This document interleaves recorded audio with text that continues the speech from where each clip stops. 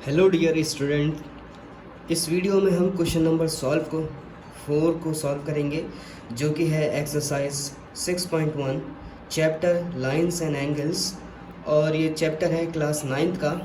और इसमें दिया हुआ है, ये हमारी फिगर है ए ओ बी, जो कि हमें प्रूव करना है। एक लाइन है और गिवन हमें दिया हुआ है x plus y which is equal to डब्ल्यू प्लस जेड। ये एंगल्स हैं, ठीक है।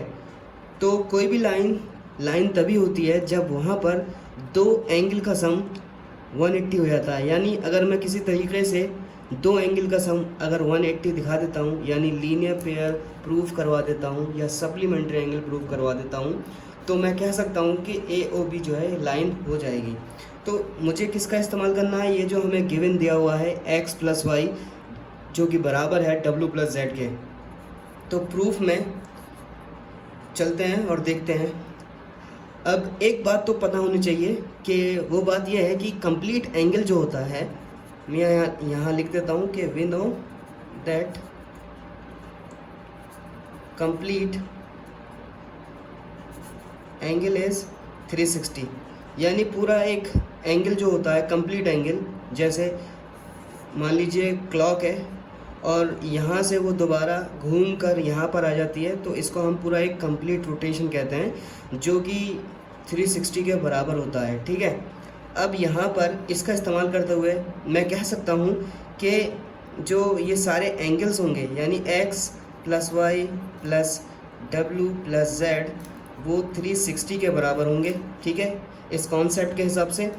अब यहाँ जो कि x प्लस वाई है वो किसके बराबर है? w प्लस जेड के बराबर है।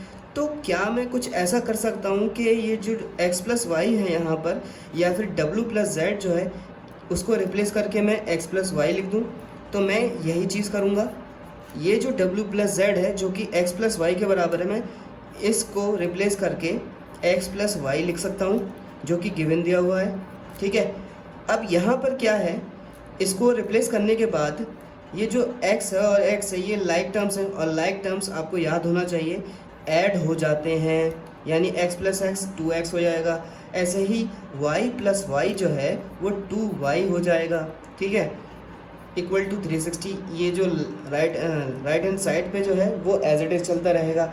अब यहाँ पे हम देख सकते हैं कि 2 जो है यहाँ पर भी कॉमन है और यहाँ पर भी है y के साथ और x के साथ, तो मैं इसको कॉमन कर सकता हूँ। जब कॉमन लेते हैं तो जो बचता है कॉमन के अलावा, यानी इन दोनों में जो कॉमन था, तो उसके अलावा क्या बच रहा है यहाँ पर?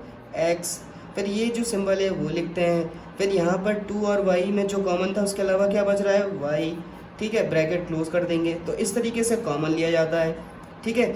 या फिर एक दूसरा तरीका ये हो सकता है, जैसे 2x प्लस 2y में से 2 को कॉमन करना है, तो याद रखो जिसको कॉमन करना है उसको तो बाहर लिख लो ब्रैकेट के, और दोनों को अलग अलग जिसको कॉमन किया है उसी से डिवाइड भी कर दो, तो खुद पता चल जाएगा कि अंदर बचने वाला क्या है। या तो ये तरीका इस्तेमाल कर लीजिए या फिर ये तरीका इस्तेमाल कर लीजिए।